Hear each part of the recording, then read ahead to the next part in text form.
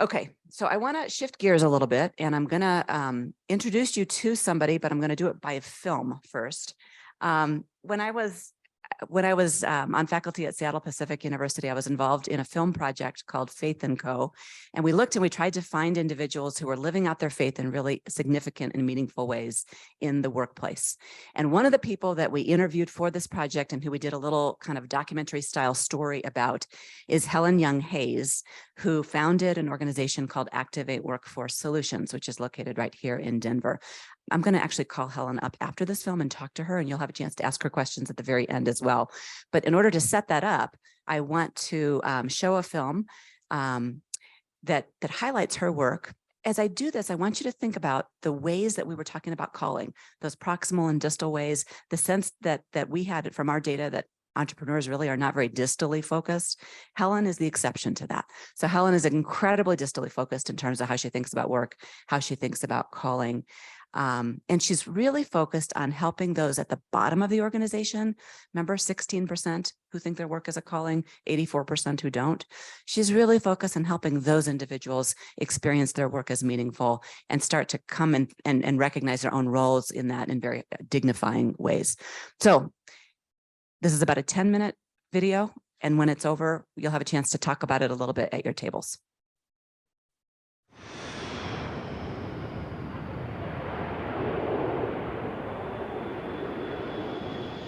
The pilot came on and said, "Ladies and gentlemen, I'm not going to kid you. It's going to be rough." I'm Helen Young Hayes, and I'm the founder and CEO of Activate Workforce Solutions. Before I started Activate, I was the fund manager of the Janus Worldwide and the Janus Overseas portfolios.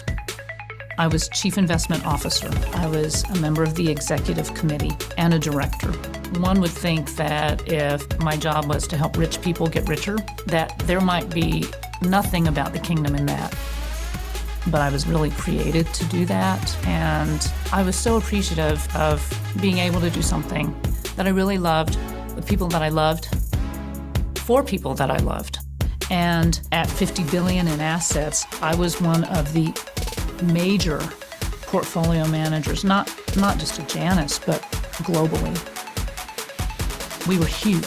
I was huge. In 1989, I was beginning a 3-day business trip to interview CEOs and CFOs in 4 different cities. When I arrived at the airport, my first flight had been canceled, and so I was put on United Flight 232. Sioux City, got emergency for you. United 232, Heavy Sioux City. I have serious doubts about making the airport. Unless we get control of this airplane, we're going to put it down wherever it happens to be. United Flight 232 was bound from Denver to Chicago. DC-10 attempted an emergency landing. Cartwheel into hundreds of pieces. We slid to a stop. There was a flight attendant, and her face was singed black, and she said, "Ladies and gentlemen, this plane is on fire. Run. Do not walk. Run away from this plane." And so I just started running. And I looked at the smoke and I thought, I just survived a plane crash. I'm going to digress for just a sec. The night before the crash, I was feeling discouraged about my faith, frankly. And so the night before the crash, I prayed and I said, "Lord, whatever you do, whatever you want me to do, I want to do it. I just want to do something for your kingdom." And so after the crash, I knew that God had a purpose for me, and being available and being eager and willing is part of my story. The last 3 years that I was at Janus were a brutal bear market, and nothing I did was right. That was an unfamiliar place for me to be. Matt, my husband, is watching me lose sleep at night and not eating, and he challenged me and he said, "Helen, tell me one reason why you are still at Janus." And I opened my mouth and I didn't have anything to say. I couldn't think of one reason to stay, and so I picked up the phone And I called the CEO and said, I'm done. So then when I retired, that whole period of time was very much a Sabbath period. It was the richest, happiest time of my life.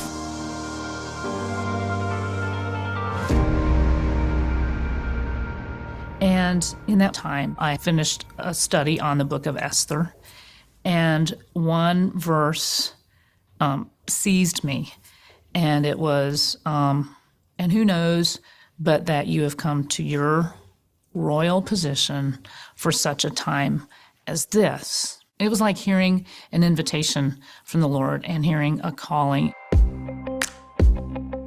And so 3 years ago, I decided to roll my sleeves up and make a difference. I was wanting to have an impact in my local community to unlock stability, permanence, and economic freedom for people who were marginalized for whatever reason. My name is Dan Cascabar. I'm the COO of Activate Workforce Solutions. People who their potential versus what they were experiencing in the workplace, it didn't match. We wanted to create opportunities for individuals to move out of poverty permanently into self-sufficiency through full-time, full benefit, satisfying, dignifying, living wage, career path work.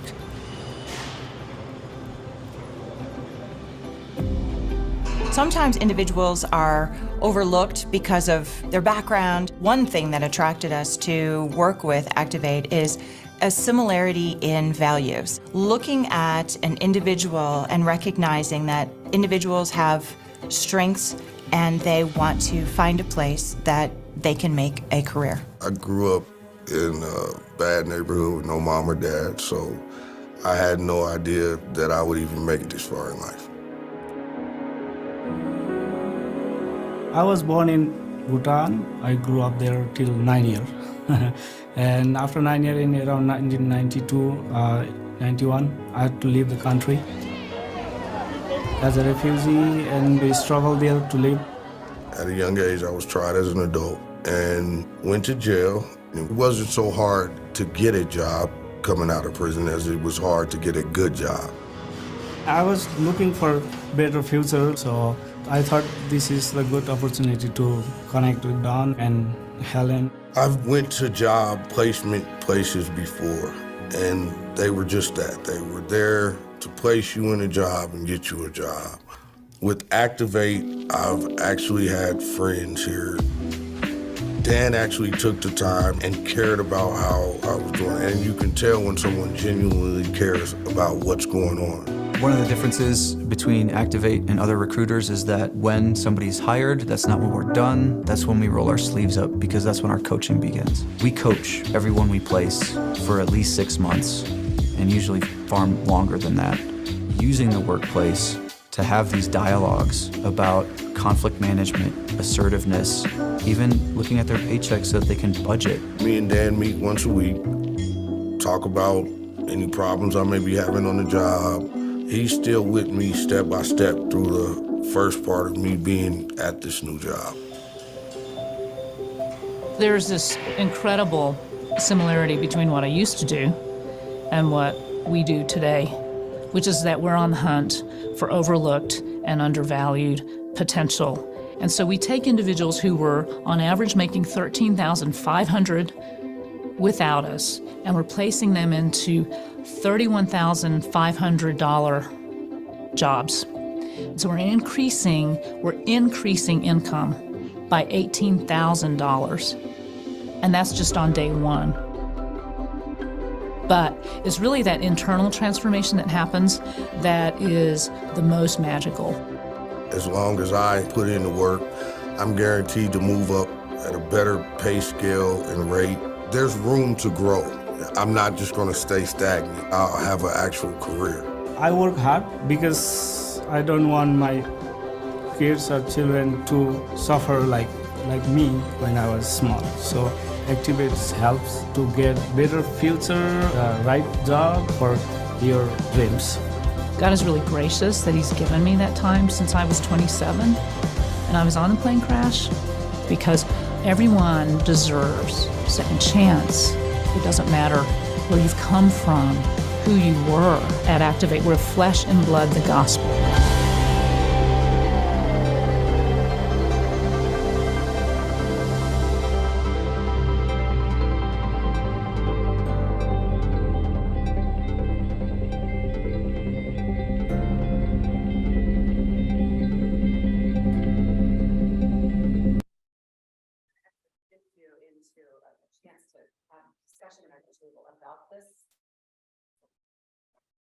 Sorry. I'm going to shift you into an opportunity to have a discussion around your tables, or if you're on the Zoom audience, you'll be in breakout rooms that can have these similar discussions. And I've got questions up on the screen. I was so glad last night when Amos Young talked about the head, heart, hands kind of way of thinking about theological education, because these questions are framed in terms of head, heart, hands approach. But specifically, and you can choose whichever questions are most compelling to you here, but what thoughts emerged as you watched the film? What moved you as you watched the film? What was most compelling from Helen's story? And then is there anything practical that your church or school could do to better support people in their careers? How can theological educators and pastors shape more people like Helen, who have a holistic vision of economic flourishing?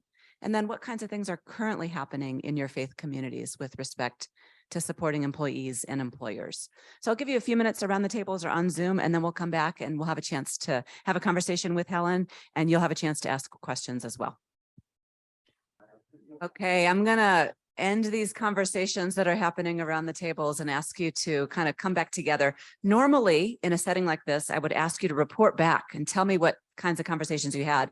But because we're limited on time and I really want to get to Helen, I'm going to shift gears at this stage and actually interview her.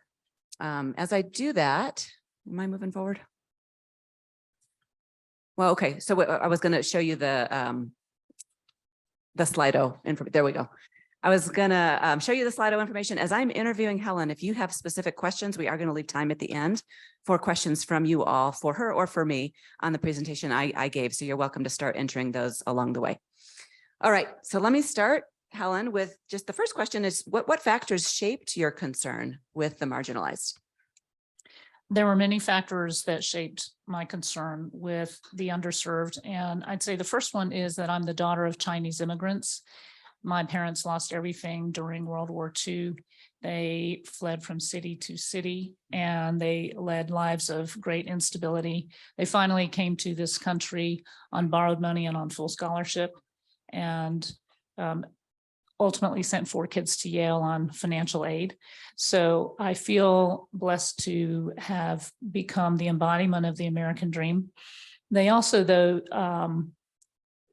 moved our family to Mississippi in 1965, deeply, deeply segregated, troubled South, where I witnessed up close the economic and social apartheid that African Americans have suffered in this nation, especially in Mississippi.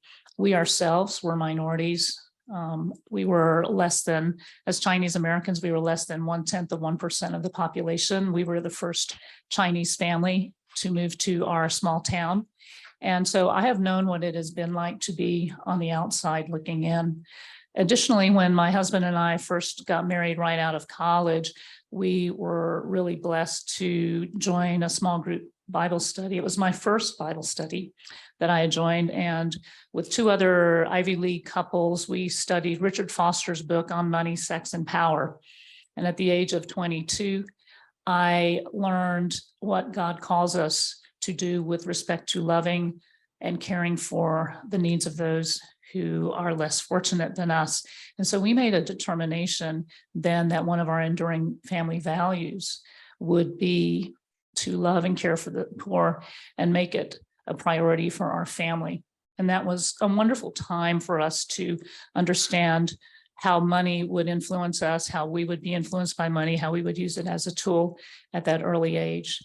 I would say that the last influence on really serving the marginalized and transforming myself from donor to a doer in 2016 really had to do with decades of conversations that I've had with my friends in ministry who head up nonprofits who have served the poor for decades, and their sense of frustration that they can never or rarely move people to economic flourishing. And when I ask them why not, they tell me that they don't have the resources, that they can't tap into business or jobs or wealth or the economy. And finally, as a result of the call in the book of Esther, I realized that I think I can do something about that. And I can fix what is broken and what is lacking in the current space, moving people to economic flourishing. So I was going to actually ask you a question I think you just answered, but you've had multiple careers in some sense. You had a career at Janus, you retired from that. You ended up having a career staying home with 5 children, retired from that. I don't know if you ever retired from that actually.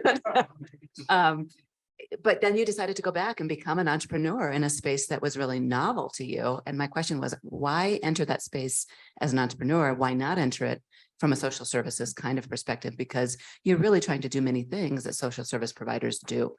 Why entrepreneurship?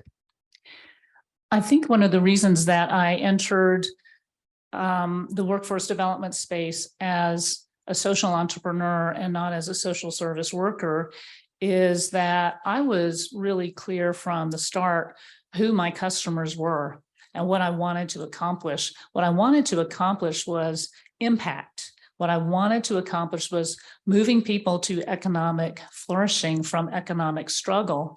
And I knew that the tool for achieving that impact would be through business, because I think business's highest calling and purpose is to create employment, create jobs, create wealth, and most importantly, to create dignity through the very work that they provide individuals with.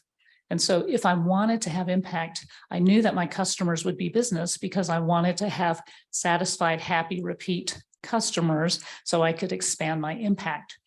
Therefore, I looked at business as my customer base, and I decided to give business what they need and want, which is engaged, ambitious, passionate individuals who transform their jobs and communities through hard work. So let me ask you a question about the church. We've talked a lot about business. What can the church do to support people towards economic and professional flourishing? There's a lot the church can do.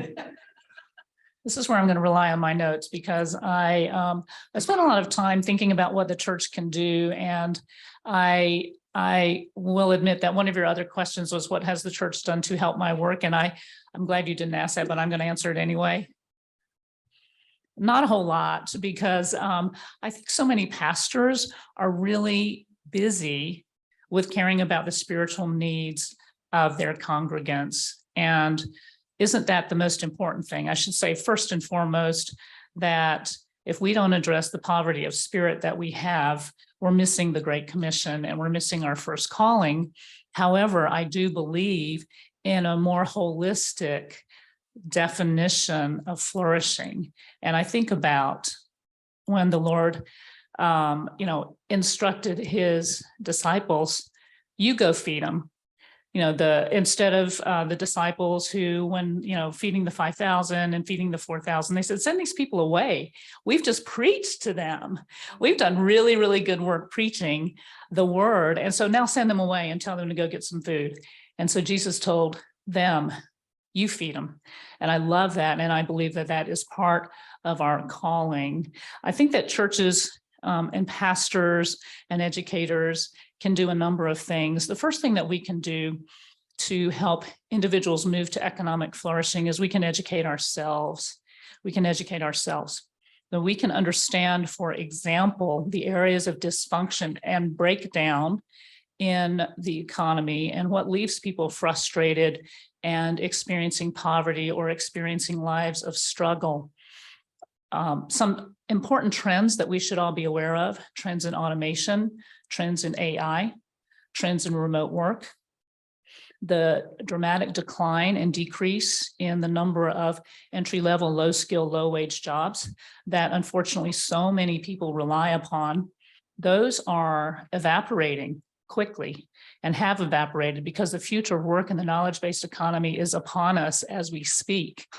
The other day I was in a movie theater and I saw a giant electronic robot vacuum cleaner. And usually you're used to seeing professional custodians cleaning those spaces at late at night. Well, this one was just humming along quietly, doing its own thing, and probably had, displaced 2 or 3 people. That's a 1.5 million person industry. And that's just one example of automation and AI. And so we need to be aware of trends that will affect our congregants and our greater community. So trends in automation, trends in AI, the decrease in low-skilled jobs, the rapid increase in the demand for high-skilled jobs. So the question, therefore, is how do we move people from being equipped for low-skilled jobs to high-skilled jobs? And how do we do it quickly? Because we're running out of time. There's an estimate that 50% of jobs will need to be completely reworked, people who are doing them, over by 2025. And so, we don't have a lot of time, and we need to move our congregants to be prepared for and successful in the economy that is right upon us. So educating ourselves. We also need to understand and educate ourselves on education, for example, and the return on investment of education and other pathways that can move people quickly into skilled high-wage professions through certification programs, apprenticeship. That's a lot of what we do now with our tuition-free IT training. But there are, college is not always the best option because of debt. And I mentor a young woman who told me that she has just been accepted into graduate school. And I said, how much is that going to cost you? Are there financial aid opportunities for you? And what will that do to your debt burden? And she said, I hadn't even thought about that. Hey, I just want you to know we're working on that problem. Yes, we are. I think that, so we need to understand how we can then encourage people and move people to be equipped and ready for the 21st century. There are other ways that we can just educate ourselves and equip ourselves to address some of the dysfunction. You and I were chatting about the success sequence earlier, which a lot of research has been done on the success sequence. Over 40,000 people have been interviewed, and there is a formula that leads to success. And when you're talking about success, you're talking about economic success. Economic success, right? Economic success, which is that if you graduate from high school, you get a full-time job, you then get married, all before you have children. 97% of people, regardless of race, regardless of socioeconomic status, will avoid poverty. This is something that we should be equipping our congregants with, this information for how to avoid poverty. It's pretty simple. So educating ourselves. Finally, I believe that we need to equip and train our congregants and our churches so that we can help them address dysfunction and address those gaps that we were identifying earlier. I think the first gap that we need to address is that feeling of disengagement and discouragement. People need a sense of hope. They need to understand what the purpose of themselves is towards work, with work. We have many millions of Americans who have tapped out of the workforce. We were created to work, and we need to be sharing that good news with our congregants. But we also have to understand and address some of those things that break down, that cause people to lose work. 76% of jobs are lost because of deficits in soft skills, communication, time management, et cetera. There are gospel answers to all of these deficits. So at Activate Work, we look for people who have work ethic, initiative, follow through, coachability. There are gospel answers for building that kind of character in individuals that we can build up to equip them to be ready for the workforce. So equipping our church and then sending them out. So we train and then we send them out. We can do things in the work for the workplace in our churches. We can look at helping individuals find jobs, practice interview skills, work on their resumes. Finding a job is very, very hard if you are from an underserved community. You might not even have a computer, high-speed internet at home. These are things that churches can do tangibly to help connect people with the jobs that are out there and open and available. So practical assistance to individuals. And finally, we can join efforts to create ecosystems of flourishing. There is a very strong network of churches, nonprofits, and businesses that is springing up in over a dozen cities, I believe, in the US called Jubilee. And I would encourage churches to join these efforts because they are ways for us to gain strength in numbers, to share the burden of educating our pastors on economic development and economic trends. It is a way to tap into employers. And so I would encourage us to join efforts so that we can help feed our flocks. As I was thinking about this particular question of what could churches do, I was thinking about Dan Cascabar, who was in the film, and at the time he was the COO of Activate, but he had been a pastor in a previous role, and he moved from the church setting to Activate and was still pastoring in that role. And I wonder if that's kind of thinking creatively about the role of churches, the role of pastors might be another way of considering how churches can contribute to this particular question and problem. Let me ask you this. What could pastors or church leaders do to support you personally as an entrepreneur, as somebody who's engaging in this? And it's hard work. And I remember talking to you a few years ago, and you were really struggling with metrics and trying to make sure that you were going to be successful as a business in terms of placing people. What kind of support do you need from the church in that kind of a role? I need the message of hope every day. There's nothing easy about being an entrepreneur. So I wish I could tell you that now it's easier than it was. It is not any easier. And so when you're launching something, when you're starting something, I think it's been probably 5 times more expensive because our family funded the initial several years of Activate work until we became a nonprofit. It has taken much longer to scale, and every bit of it has been much harder than I anticipated. So I would say it's infinitely harder, much more expensive, and has taken much longer than I anticipated. So what could the church do to support people like me and other entrepreneurs? I think one, give us that vision of hope and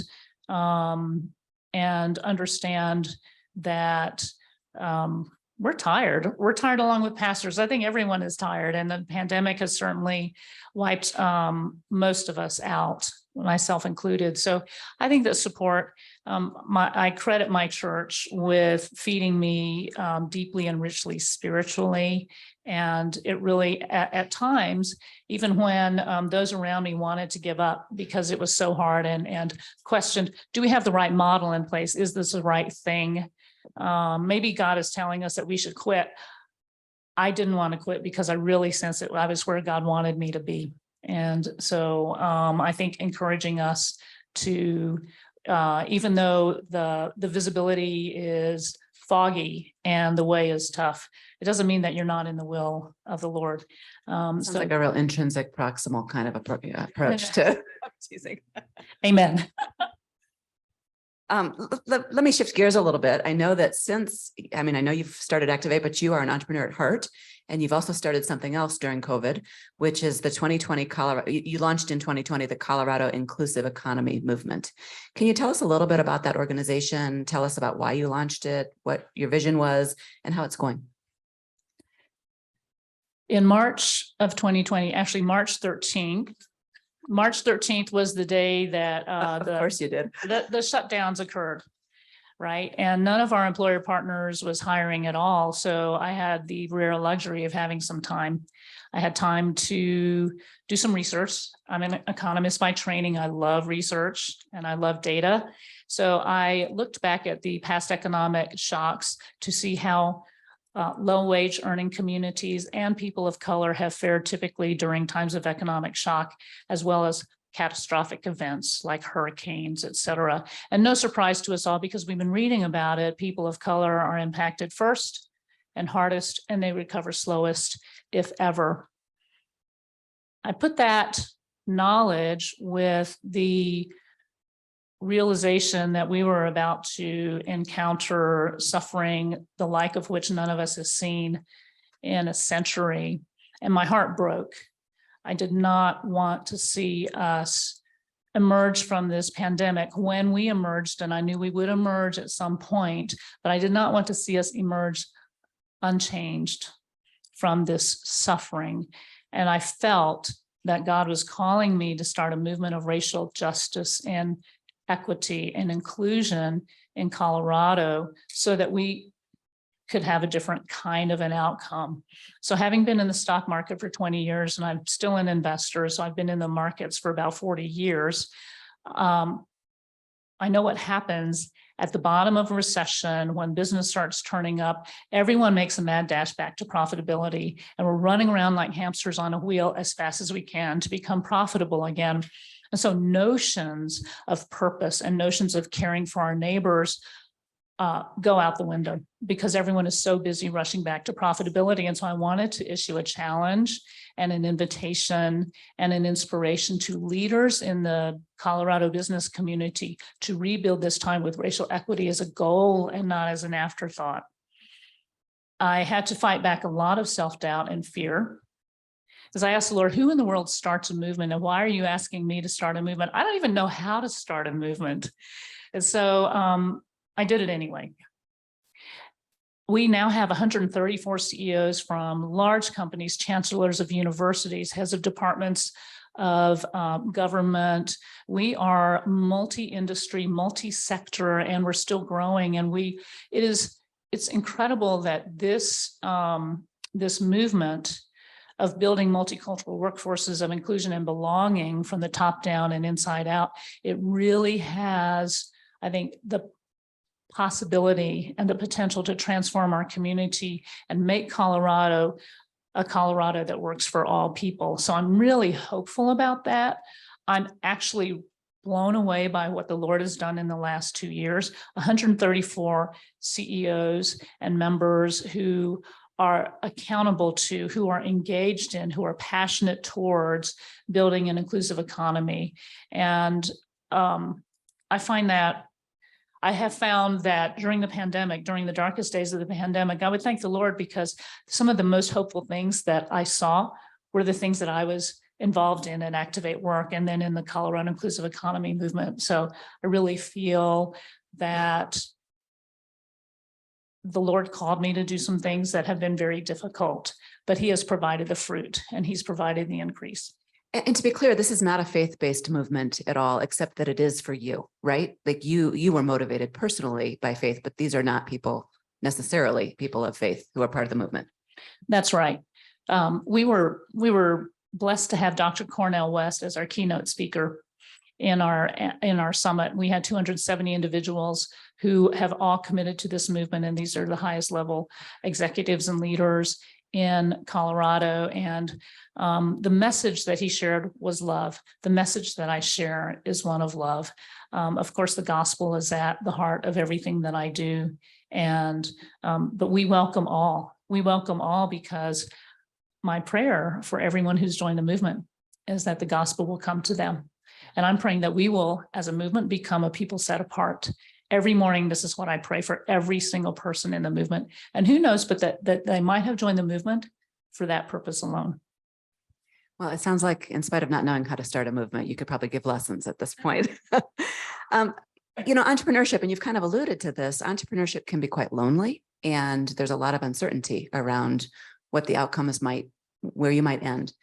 And I'm wondering, do you have people around you who are supporting you, who are doing accountability, who are supporting your needs? What does that look like for you?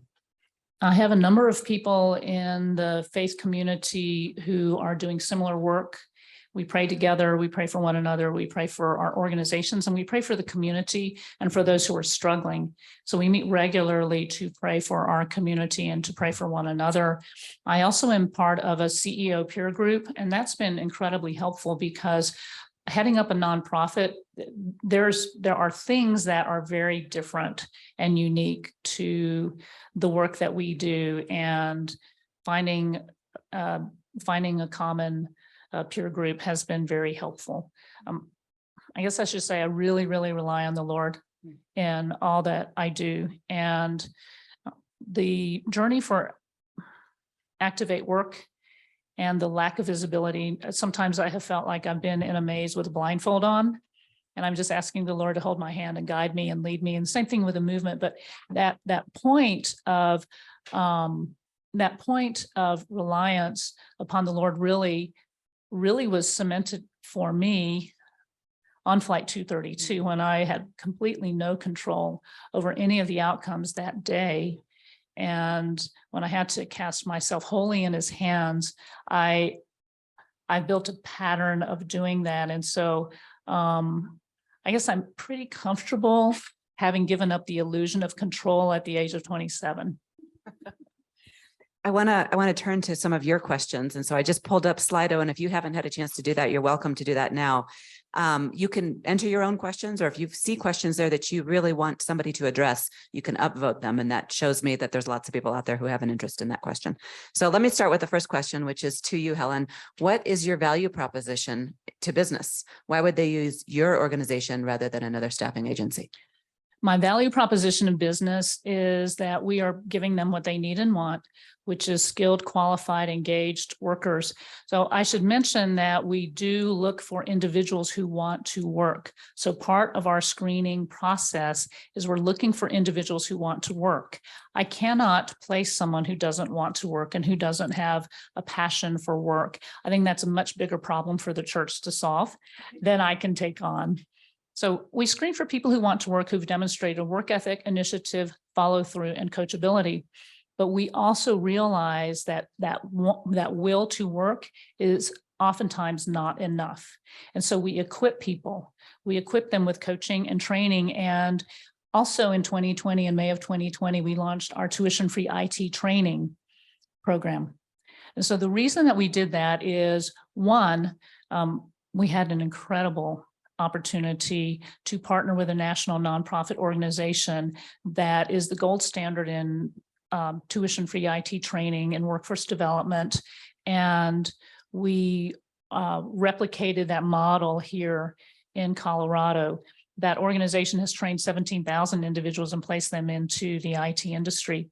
So we have really shifted to follow the trends in the economy, and we're focusing on IT. So our individuals are now graduating with technical skills that we provide them with, and they're earning on average $46,000.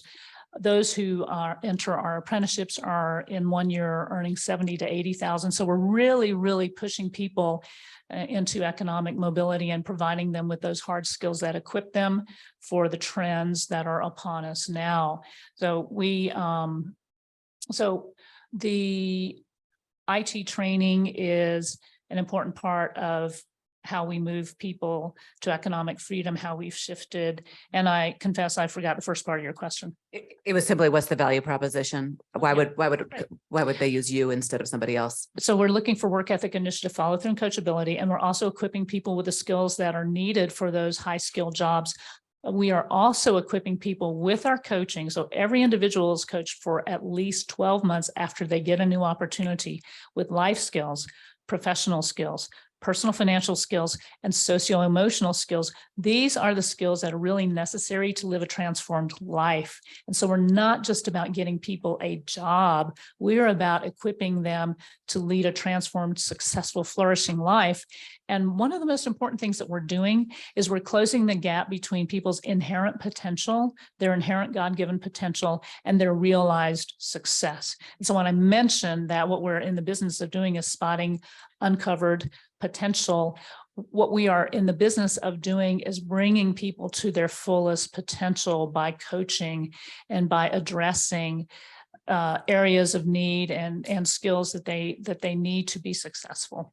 And let me just comment on this. When we had a chance to interview Helen, for the film, we also interviewed one of the employers that uses her services, and they were just thrilled with the employees that were being placed because they were being coached for the long term. And so these ended up being people who were very, very committed. They had the soft skills and they were hard workers. So they were really, really pleased with what you were doing, which leads to the next question, which is, how do you scale? Because this is really time intensive, or is it even possible to scale the work that you do?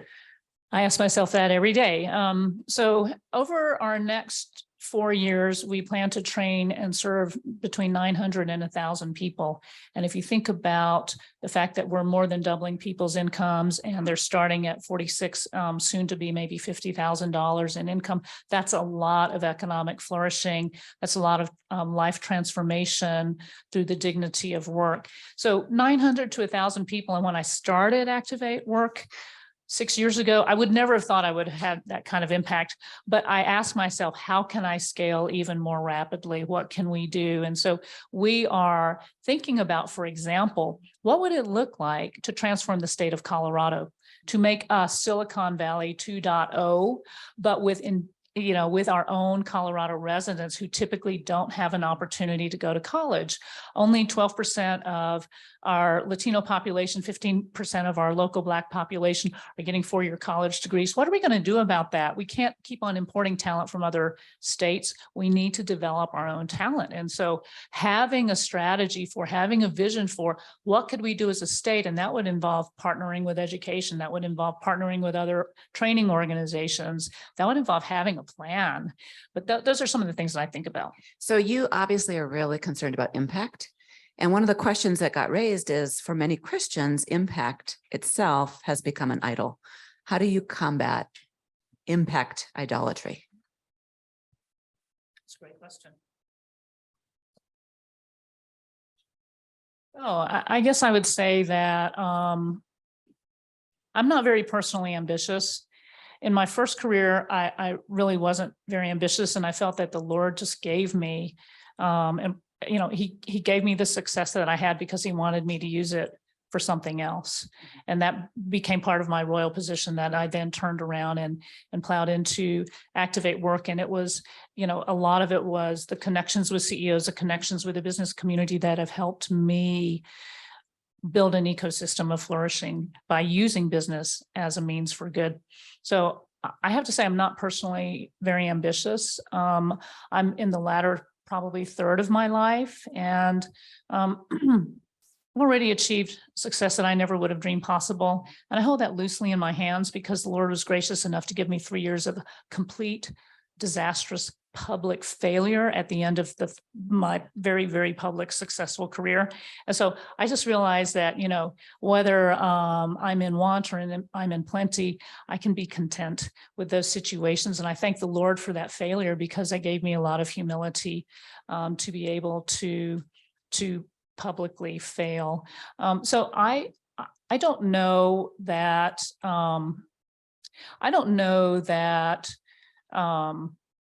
well, how does one combat the idolatry of scale? I guess I would say that I feel that the gospel is often lived out one-on-one, or one-on-few, or one-on-several, and in some rare cases, it might be one-on-many.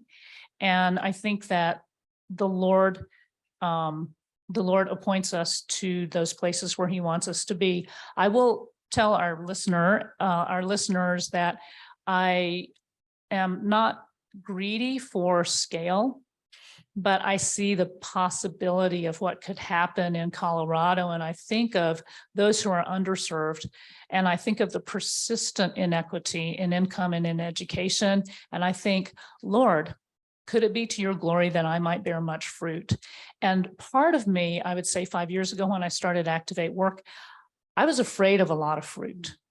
And then I started really thinking about abiding in Christ and realizing that I believe that He does want us to bear much fruit, whatever that fruit looks like, whether it's one-on-one, one-on-many, one-on hundreds or thousands. I think He wants us to bear much fruit, and He equips us to do that for His glory. So how have you cared for yourself in this process? How do you care for your team in this fast-paced world with the desire to do more? What are some of the strategies that you use?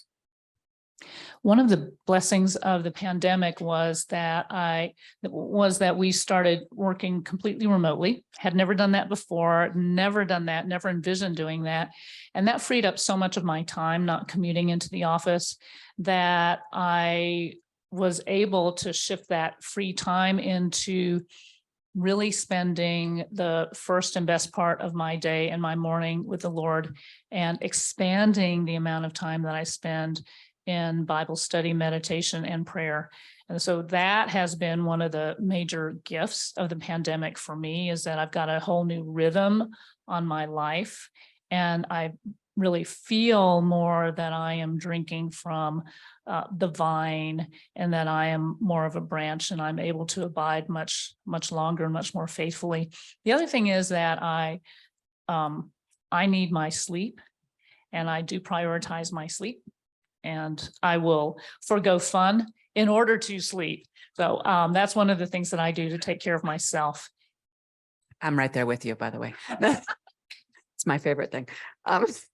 Maybe the last question, can you share your thoughts on helping people know their calling while being adaptable to this new world of work that you were talking about?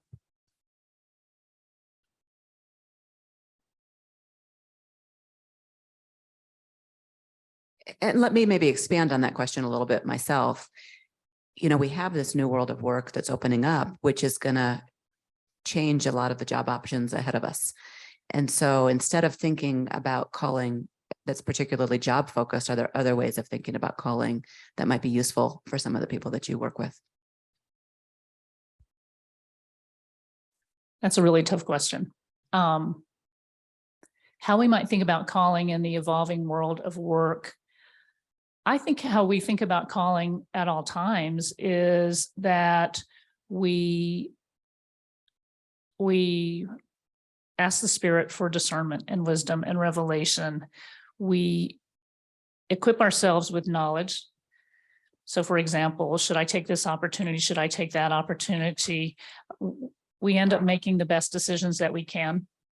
And then we know that by faith and through His grace, we're not going to make any horrible mistakes that are irredeemable. And so I think that I rely a lot on Tim Keller's words with respect to how do you know the will of God? And he said sometimes, there are these vast areas where we have to just make a decision and walk forward in faith. I don't know if that's very helpful to the individuals, but that's what I usually say, because calling for me can mean so many different things, and it's really hard to discern what exactly is the will of the Lord. There's at least 4 quadrants of it. So we Yes, there are at least 4 quadrants of that. I do think, though, that being equipped to understand what will be successful in the knowledge economy, what are some of the trends in workforce, what are some of the alternative ways to receive the training and upskilling that we need to shift ourselves and to shift our congregants and to shift our communities to be ready for this world of work, to be prepared to enter into the 21st century.